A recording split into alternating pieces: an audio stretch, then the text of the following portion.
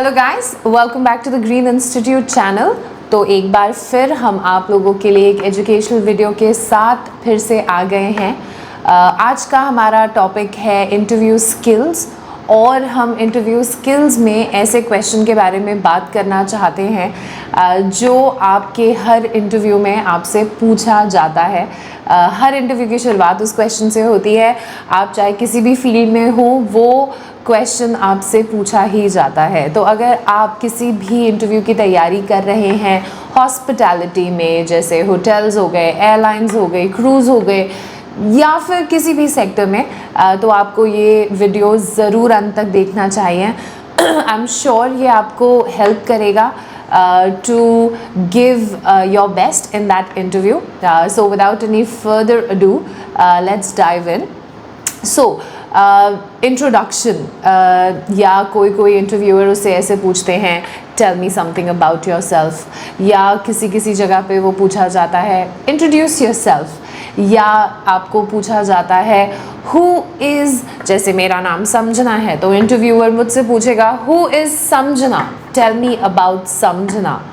तो ये ऐसा क्वेश्चन होता है जिसको सुन के आपको ऐसा लगता है अपने बारे में क्या बताऊँ मैं, अपनी तारीफ़ खुद से कैसे करूँ, बुराई मैं बोल नहीं सकती बिकॉज़ ये इंटरव्यू है। तो अगर आपको भी इस क्वेश्चन को सुन के थोड़ा सा कन्फ्यूजन होता है और आपको भी ऐसा लगता है कि इस क्वेश्चन को कैसे अटेम्प्ट किया जाए, तो प्लीज़ अगेन ये वीडियो अंत तक ज़रूर देखिएगा। I will tell you exactly कि आप इस क्वेश्चन को कैसे अटेम्प्ट कर सकते हैं। मैं आपको बताऊंगी डूज़ एंड डोंट्स, कि आपको जो भी चीज़ें बोलनी हैं वो आपको क्या क्या बोलना है और क्या क्या बिल्कुल नहीं बोलना है। कंक्लूजन में मैं आपको ये भी एक फॉर्मेट की तरह भी लिखवाऊंगी जिसमें आप अपने तरीके से उसे मोल्ड कर सकते हैं, सो दैट आपका जब भी इंटरव्यू हो तो आप इस क्वेश्चन को अच्छे से अटेम्प्ट कर सकें। तो चलिए अब देखते हैं कि इस क्वेश्चन को कैसे अटेम्प्ट करें। तो सबसे पहली चीज़ जो आपको याद रखनी है वो ये है कि ये यूजुअली इंटरव्यू का पहला क्वेश्चन होता है, और जो फर्स्ट इम्प्रेशन होता है वो हमेशा लास्टिंग इम्प्रेशन होता है। तो the first impression is the lasting impression. तो ये जो क्वेश्चन होता है ये पूरे इंटरव्यू का मूड सेट कर देता है। मेरे 19 साल के इंटरव्यू देने, इंटरव्यू कंडक्ट करने और इंटरव्यू के फीडबैक लेने के करियर में मेरे तजुर्बे से मुझे ऐसा लगता है जिसका भी इंट्रोडक्शन राउंड अच्छा जाता है 90% ऑफ द टाइम्स वो कैंडिडेट ज़रूर सिलेक्ट हो जाता है। तो अब इस इंटरव्यू जब भी आप इंटरव्यू में ये क्वेश्चन सुने तो आपने अपने दिमाग में इसको थोड़ा सा स्विच करना है। बेसिकली जब भी आपसे पूछा जाए इंट्रोड्यूस योर सेल्फ, या आपसे पूछा जाए tell me something about yourself, जैसा कि मैंने आपको पहले बताया, तो आपको इस क्वेश्चन को स्विच करके ये समझना है कि वो जो इंटरव्यूअर है वो बेसिकली आपसे ये पूछ रहा है what can you bring to the table. Okay, अब इसका मतलब क्या है? इंटरव्यूअर आपसे बेसिकली ये पूछना चाह रहा है कि मैं जिस कंपनी के लिए काम करता हूँ, आप उस कंपनी के लिए क्या कर सकते हैं, और ऐसा क्या कर सकते हैं कि मेरी कंपनी को आपको हायर करने से फ़ायदा हो। तो ये चीज़ आपने ज़रूर याद करनी है। ये चीज़ आपने ज़रूर क्या होता है, हम सोचते हैं वो हमसे हमारे बारे में सोच रहे हैं, और बहुत सारे टाइम्स हम ऐसे बोल देते हैं, मतलब अपनी हॉबीज़ बोलते हैं, I love singing and dancing.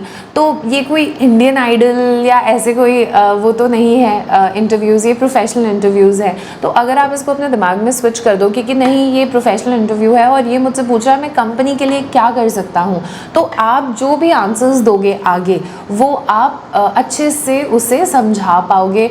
आप उस जो भी चीज़ आप बता रहे हो, आप उसके बीच और इस जॉब के बीच रिलेशन आपको ज़रूर दिखाना है, जिससे कि इंटरव्यू को पता चले कि आपको पता है कि इस क्वेश्चन को कैसे सही से अटेम्प्ट कर। ऑलराइट, तो सबसे पहले हम इंट्रोडक्शन की शुरुआत करेंगे अपने नाम से। अब नाम बोलते समय या नाम बोलने से पहले हमें दो चीज़ों का खास ध्यान रखना है। तो डूज़ टू से योर नेम, तो इसमें सबसे पहला है आपको ग्रीटिंग्स ज़रूर बोलनी है अपना नाम बोलने से पहले, और दूसरा डू है कि आपको अपना नाम बहुत ही अच्छे तरीके से इनंसिएट करना है। तो पहले आते हैं ग्रीटिंग्स पे। ग्रीटिंग्स से मेरा मतलब है कि आप जब भी इंटरव्यू आप शुरू करें उससे पहले आप इंटरव्यूअर को ज़रूर विश करें, good morning, good afternoon, good evening. और अगर ये हो चुका है तो आप इंटरव्यूअर को ज़रूर थैंक करें फॉर दिस अपॉर्चुनिटी। तो आप बोलेंगे थैंक यू सो मच, अगर सर हैं या मैम हैं तो आप बोलेंगे thank you so much for giving me this wonderful opportunity. ये आपने ज़रूर बोलना है। अगर आपकी ग्रीटिंग्स हो चुके हैं already, good morning, good afternoon वाला पार्ट हो चुका है, तो आप सीधा थैंक करेंगे। अगर ग्रीटिंग्स भी नहीं हुई हैं तो आप दोनों चीज़ें बोलेंगे, good morning sir, ma'am, thank you so much for giving me this opportunity. दूसरी चीज़ जो डू है वो है अपना नाम अच्छे से इनंसिएट करना। अब इससे मेरा मतलब क्या है, मैं आपको ये बोलना चाह रही हूँ कि अगर जब भी आप अपना नाम बोलें, आपने अपना नाम इस तरीके से बोलना है कि इंटरव्यूअर के दिमाग में ये अच्छे से रजिस्टर हो जाए कि आपने अपना नाम क्या बताया है। इसका तरीका ये है कि आप बिल्कुल अपना समय लेके अपना नाम बोलें। तो आप इसको कैसे बोलेंगे, आप बोलेंगे माय नेम इज़ पॉज समझना भंडारी। ओके, ऐसे आप अपना पूरा नाम बोलेंगे। इससे इंटरव्यूअर को ये पता चलता है कि आप बहुत कॉन्फिडेंट है अपने नाम को लेकर। और अगर आप अपने नाम को लेकर कॉन्फिडेंट है तो आप एक ओवरऑल बहुत कॉन्फिडेंट पर्सनालिटी हैं, राइट। सो आपको बहुत प्यार से once again see how I am doing it, my name is समझना भंडारी। या so very properly you need to enunciate. आपके नाम की प्रोनाउंसिएशन आपसे बेहतर कोई नहीं जानता है, तो इसीलिए आपने बहुत आराम से, बहुत अच्छे से अपना नाम सबसे पहले बताना है। अब आते हैं डोंट्स पे। तो नेम के साथ क्या क्या डोंट्स हैं ये देख लेते हैं। तो पहला डोंट तो ये है कि अगर इंटरव्यूअर ने आपको ऑलरेडी बोला है हाय समझना, tell me something about yourself, तो प्लीज़ आप अपना नाम फिर से ना बताएं, है ना। आप उसको बोल सकते हैं बिकॉज़ अगर उसने बोला हेलो समझना, tell me something about yourself, और आप फिर से शुरू कर रहे हो हेलो माय नेम इज़ समझना भंडारी, तो वो बोलेगा हाँ मुझे पता है, मैंने अभी अभी बोला, राइट। तो इसीलिए जब वो ऑलरेडी बोल चुका है आपका नाम, तो आपको अपना नाम बोलने की फिर से कोई ज़रूरत नहीं है। या अगर आपको आदत है नाम बोलने की इंट्रोडक्शन में और आपको लग रहा है मैं नाम नहीं बोलूँगी या बोलूँगा तो मैं ना कन्फ्यूज़ हो जाऊँगा कि आगे कैसे फ़्लो करना है, क्योंकि बचपन से आदत पड़ी हुई है, तो तब आप ऐसे बोल सकते हो कि thank you so much for giving me this opportunity and as you already know my name, let me start with, जहाँ से भी आप दूसरा शुरू कर रहे हो, राइट। सेकंड जो डोंट है वो ये है, आप कभी भी ऐसे नहीं बोलते हो माई सेल्फ समझना, ये रॉन्ग तरीका है, तो आपने माई सेल्फ नहीं बोलना है। थर्ड डोंट ये है, आपने अपने आप को मिस्टर या मिसेस या मिस का टाइटल नहीं देना है। आप ऐसे नहीं बोलोगे माई नेम इज़ मिसेस समझना, you just have to say समझना Bhandari, okay। so this is the third don't। Fourth don't जो है, जो आपने नाम के साथ बोलना है, नाम बोलते समय याद रखना है रादर, वो ये है माई गुड नेम। तो ये नहीं बोलते हो कि माई गुड नेम इज़ समझना, बिकॉज अब सामने वाला सोचेगा तो फिर इसका बैड नेम कौन सा है। We don't have a bad name. हमारे पेरेंट्स हमसे बहुत प्यार करते हैं, उन्होंने जितने नाम दिए हैं वो गुड नेम ही दिए हैं, सो आप गुड नेम नहीं बोलते हो। एज इंडियंस हमें ये सब चीज़ें यूज़ करने की आदत होती हैं, विच इज़ ओके, बट अगर आप नहीं बोलो तो it will show that you have good English, good communication. So my advice to you is कि refrain from using these things। okay, तो अब जो सेकंड चीज़ हमें बोलनी है अपने इंट्रोडक्शन में वो है place. Place where you were born, where you are from, where you live. आपको जो यूज़ करना है आप वो अपनी प्लेस में यूज़ कर सकते हैं. Now this is a hospitality, जो ये वीडियो हैं या जो हमारा यूट्यूब चैनल है वो लार्जली हॉस्पिटैलिटी बैकग्राउंड या हॉस्पिटैलिटी स्टूडेंट्स के लिए है. तो हमारे प्रोफेशन में बहुत सारे डिफरेंट कंट्रीज़ के लोग काम करते हैं, बहुत सारी डिफरेंट जगहों के लोग काम करते हैं, बहुत सारे डिफरेंट बैकग्राउंड के लोग काम करते हैं. तो इसीलिए इट्स ऑलवेज नाइस टू से where you come from. May be ये किसी और इंडस्ट्री में सूट ना करता हो, किसी ऐसी इंडस्ट्री में जहाँ सेम जगह पे ऑफिस है, सेम जगह से ही लोग आ रहे हैं, लोकल लोगों की ही हायरिंग होती है ना. तो उस जगह पे मे बी ये सूट ना करता हो ये बताना कि प्लेस क्या है आपकी, where you come from.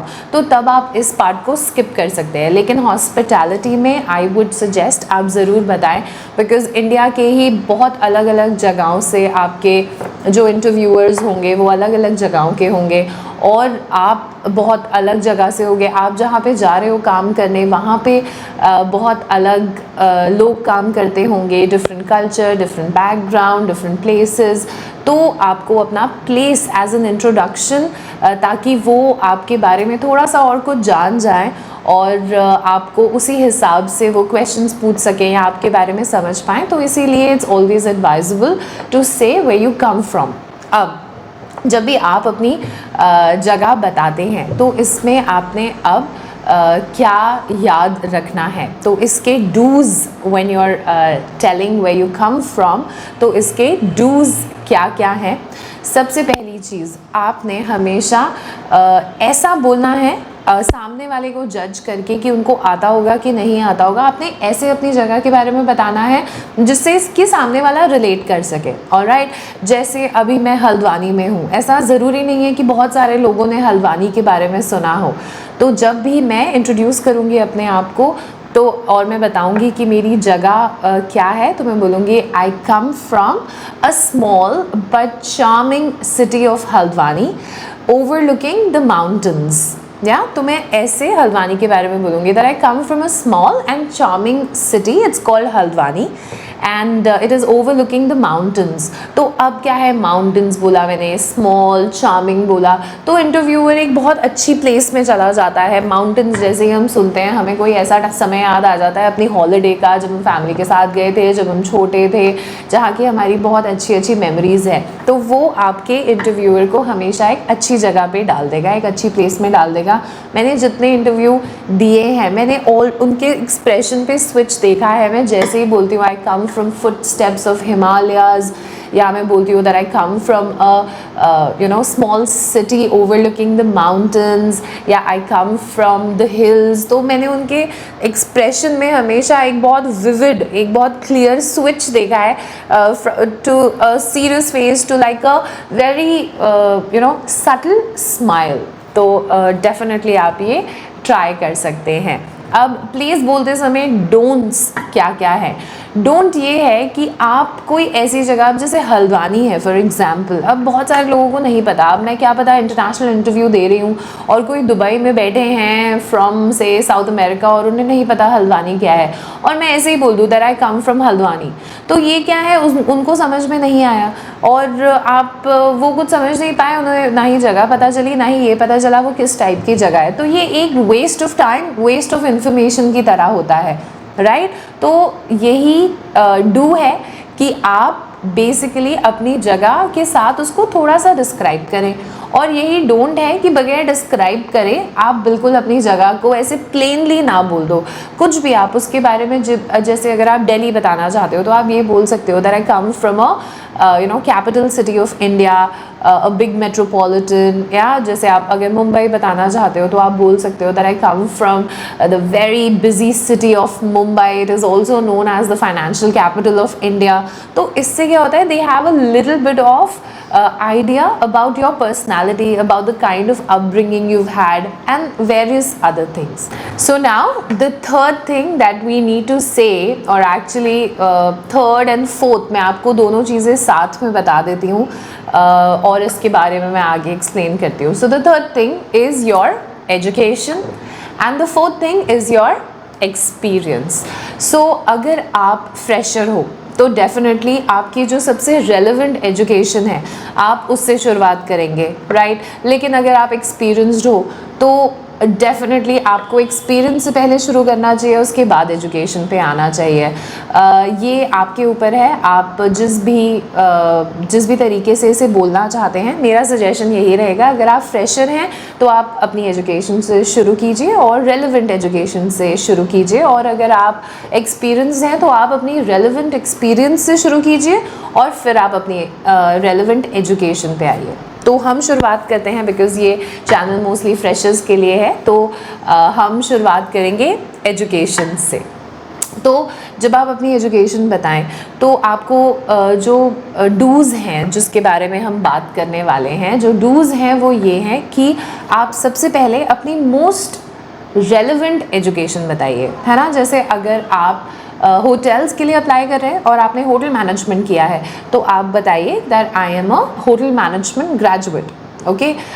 जो सेकंड डू है जब आप अपनी एजुकेशन के बारे में बात कर रहे हैं, स्पेशली अगर आप एक फ्रेशर हैं, तो आपको जो भी आपने उस इंस्टीट्यूट में सीखा है, ऑलराइट, वो आपको ज़रूर उनको बताना है। फॉर एग्ज़ाम्पल अगेन सोचते हैं कि अगर आपने होटल मैनेजमेंट किया है और आप किसी होटल के लिए अप्लाई कर रहे हैं, ओके, और आप अप्लाई कर रहे हैं इन F&B department, okay, food and beverage department में आप अप्लाई कर रहे हैं, तो आप बोलिए कि I have a hotel management degree या I have a hotel management diploma in from the Green Institute, Halwani.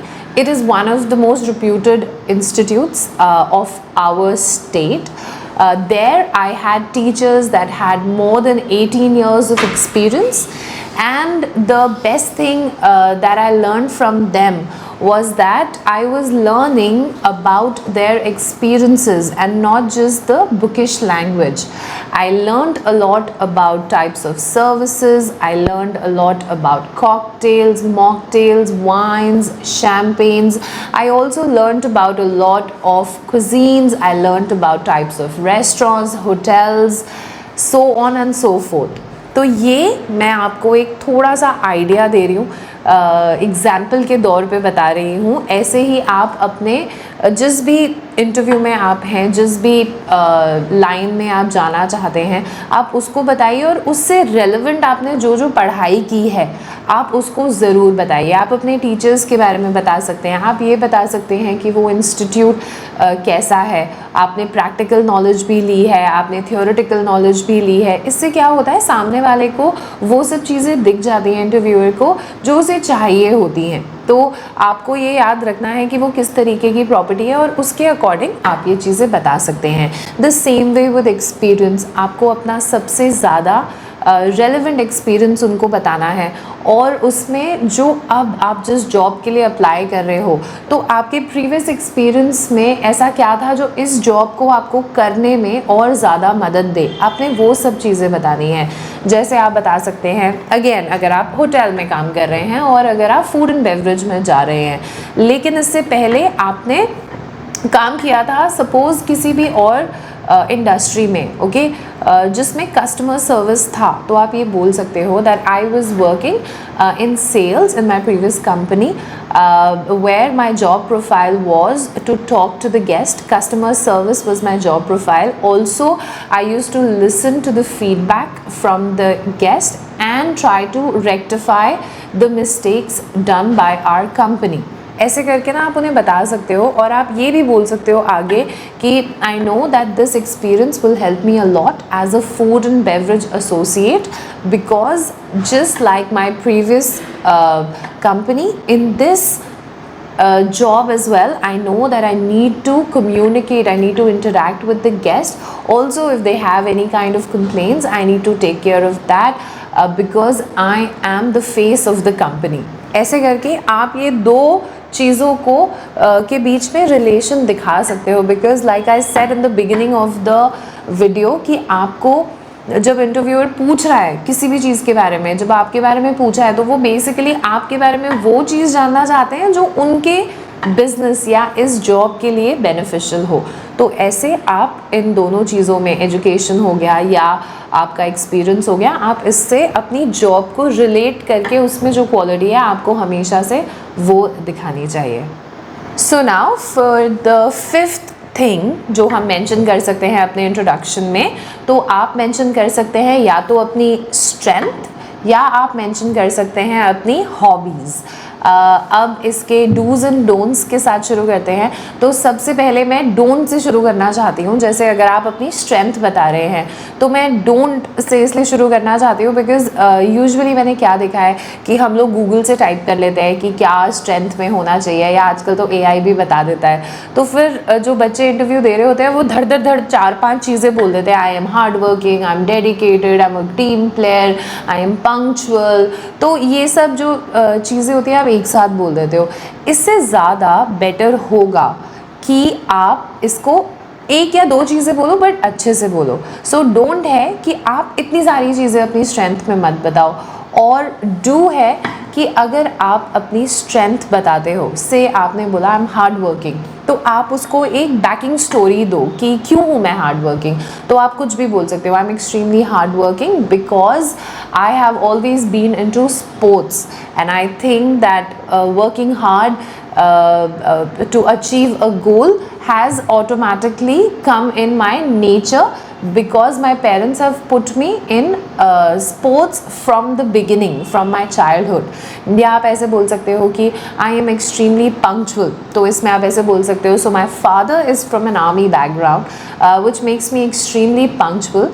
Since we were really small, he has inculcated the value of being on time in me and in my siblings. तो ऐसे करके आप इसको कुछ भी बता सकते हो। हर चीज़ का आप ये बोल सकते हो कि आप एक स्पोर्ट्समैन हो या आपने बचपन से स्पोर्ट्स खेला है तो आपको पता है कि एक टीम में काम करना क्या होता है और एक पर्टिकुलर गोल कैसे अचीव होता है, या जब सब टीम एक ही पर्टिकुलर गोल के टूवर्ड्स देखती है तभी ये गोल आप अचीव कर सकते हो। तो ऐसे करके आपने जब भी अपनी स्ट्रेंथ बतानी है तो आपने उसको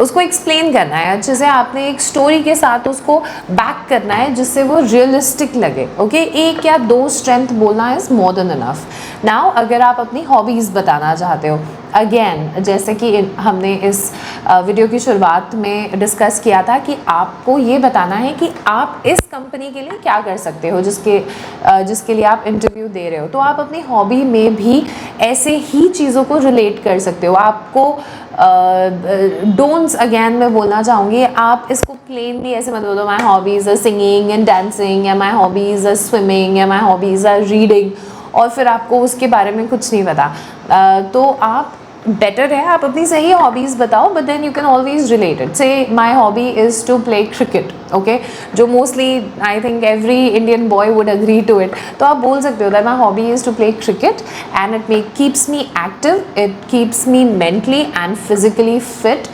This is also one of the best ways to deal with stress. So when I work or I have a lot of stress in my studies or in my office, I usually go out and I blow off some steam by playing cricket with my friends. We have a good laugh, we enjoy, and I am rejuvenated for the next day. तो आप ऐसे करके अपनी strength को उनके positive sense में दिखा सकते हो कि अगर आपको स्ट्रेस होगा भी तो आप मैनेज कर लोगे। जैसे आप बोलते हो अपनी हॉबीज़ में या स्ट्रेंथ में आप बोलते हो that I am self motivated, I manage stress very well ना। तो इससे क्या होगा, आप उनको एक स्टोरी के साथ एक बैकिंग दे रहे हो अपनी जो भी आप बोल रहे हो उस चीज़ को। ऑलराइट, सो फाइनली गाइज, जैसे कि मैंने आपको वीडियो की शुरुआत में प्रॉमिस किया था, मैंने आपके लिए एक इंट्रोडक्शन तैयार कर दिया है। आप इससे अपने हिसाब से चेंज कर सकते हैं। आई एम श्योर आपको अपनी स्क्रीन पे दिख रहा होगा, आप इसका स्क्रीनशॉट ले सकते हैं। वैसे तो मैंने डिस्क्रिप्शन में भी इसे दे दिया है। अगर आपको ये वीडियो पसंद आया और अगर आपको इससे सीखने को कुछ मिला तो please hit the like button, also hit the subscribe button. इससे हमें पता चलेगा कि हम आप लोगों को हेल्प कर रहे हैं और हमें और वीडियोस बनाने का एनकरेजमेंट मिलता रहेगा। सी यू लेटर।